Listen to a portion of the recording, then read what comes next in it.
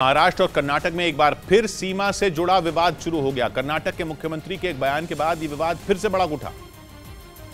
हालांकि महाराष्ट्र के deputy CM Devendra Fadnavis ने दावा कर दिया कि महाराष्ट्र का कोई गांव छिटकने वाला नहीं है। एकही गाव महाराष्ट्रातलं कुठे जाणार नाहीये। विवाद तब शुरू हुआ था जब कर्नाटक के सीएम ने महाराष्ट्र के 40 गांवों पर दावा ठोका। महाराष्ट्र और कर्नाटक के बीच सीमा से जुड़ा विवाद नया नहीं है। अब तक कई बार अलग अलग सरकारें विवाद सुलझाने की कोशिश कर चुकी हैं, लेकिन विवाद का अंत कभी नहीं हुआ। कर्नाटक का मानना है कि महाराष्ट्र के सांगली जिले में ऐसे कई गाँव हैं जहाँ कन्नड़ बोलने वाले लोग रहते हैं, इसलिए गाँव कर्नाटक के होने चाहिए।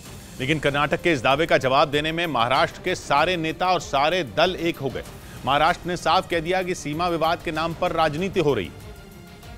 हालांकि कर्नाटक की तरफ से सीमा विवाद को उछालने के पीछे पानी के संकट को वजह बताया जा रहा है। दावा यह है कि सांगली जिले के 40 गांव पानी के संकट का सामना कर रहे हैं और इसीलिए उन्होंने सरकार के खिलाफ मोर्चा खोल दिया है। कर्नाटक के मुख्यमंत्री का दावा है कि 40 गांवों ने एकजुट होकर कर्नाटक में शामिल होने का फैसला किया है। कर्नाटक और महाराष्ट्र के बीच का ये विवाद तब सामने आया जब पहले से असम और मेघालय में विवाद छिड़ा हुआ है।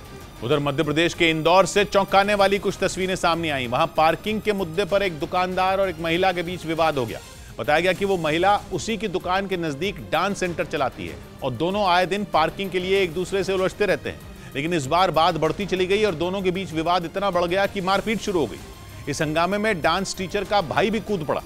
मारपीट की इस घटना का एक वीडियो भी सामने आया जिसमें दुकानदार और उसके कुछ साथी महिला और उसके भाई की तरफ डंडे लेकर दौड़ते दिखे। इससे पहले दुकानदार और डांस टीचर के बीच काफी देर तक बहस हुई। बाद में दोनों पक्ष थाने पहुंचे, जहां पुलिस ने दोनों के खिलाफ केस दर्ज कर लिया। इस बीच पटना में आईजी विकास वैभव की पिस्तौल और 25 गोलियां उनके घर से चोरी हो गईं, जिसकी खबर मिलते ही पुलिस ने जांच शुरू कर दी।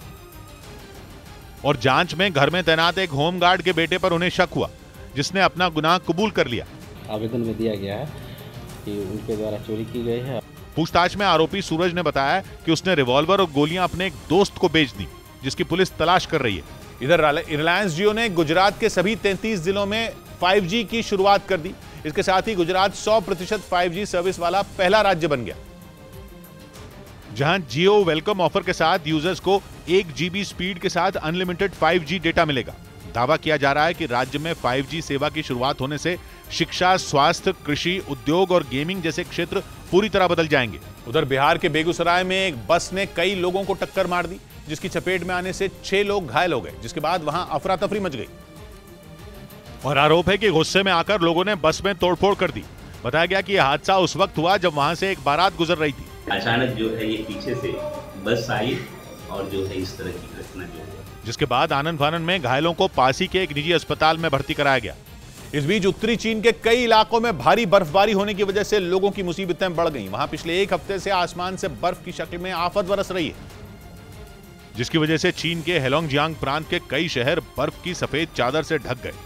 वहां से जो तस्वीरें सामने आई उनमें सड़कों पर कई इंच बर्फ की मोटी परत जमी दिखाई दी। हालात यह हैं कि बर्फ की वजह से सड़क पर लोगों का चलना तक मुश्किल हो गया है।